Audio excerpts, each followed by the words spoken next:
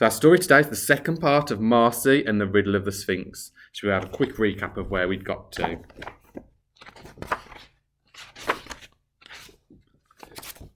So we'd met the person who tells us all the stories, this member of the Brownstone family who talks all about his ancestors, his parents and grandparents and great-grandparents. He reminded us of Arthur, and we saw how Arthur had grown up, met a friend, and they'd had a little girl called Marcy. And there's the little family portrait down the corner. Marcy had been listening to Arthur's stories, but she was afraid of the dark when those shadows seemed to come to life. Arthur tried to take her on a little adventure to meet an old friend, but Marcy didn't go in the cave because she's scared of the dark. On the way home, Marcy was a bit worried that Arthur was disappointed with her, and then the next morning she found a note from her dad saying that he'd gone off on some business which she thought might be an adventure.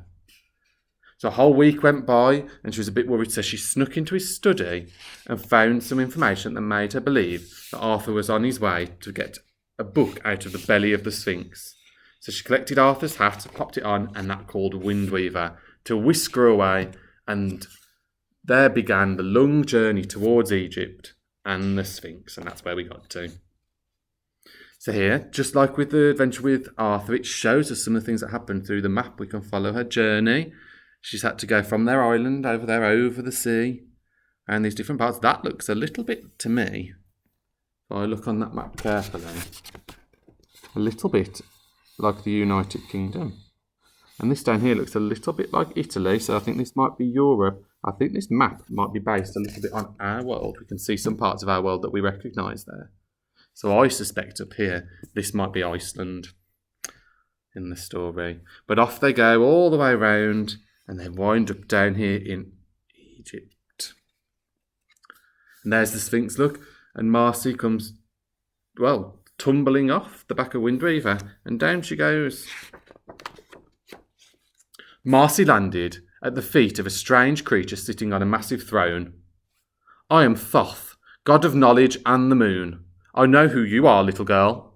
Your father was foolish enough to enter the Sphinx in the hope of getting my book. So the book belongs to Thoth.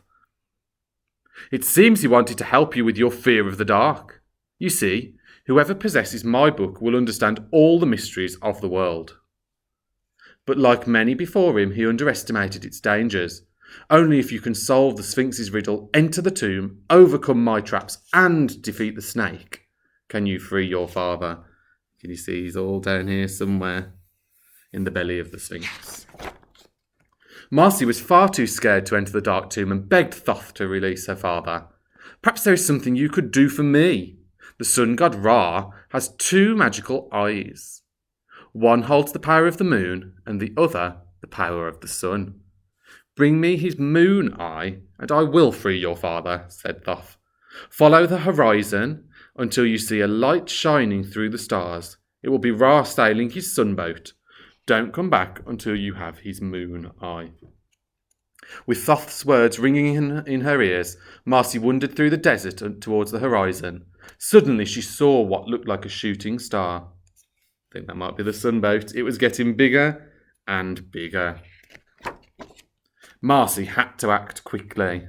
And up she goes, running up to the top. I think she's going to try and grab the anchor of the sunboat. At the ship's helm, Marcy could see the god Ra, but first she would have to remain unnoticed by the boat's crew of gods. Anubis, god of the afterlife. You see Anubis in there. Isis, goddess of nature and magic. I think that might be Isis.